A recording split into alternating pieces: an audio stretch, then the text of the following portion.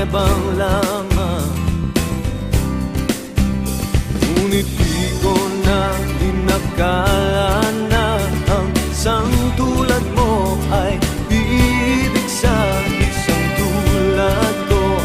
Akala ko hanggang panaginip na lang.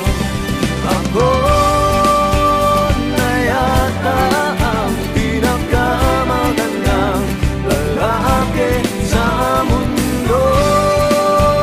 Sa piling mo, pagkasama kita, ang nadarama. Ako na yata ang pinakamagandang lalaki sa mundo.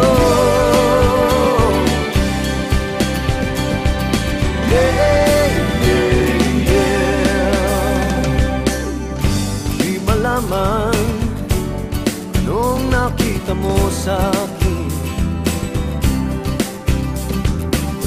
Di katangkatang at gwapo lamang sa dilim. Ngunit di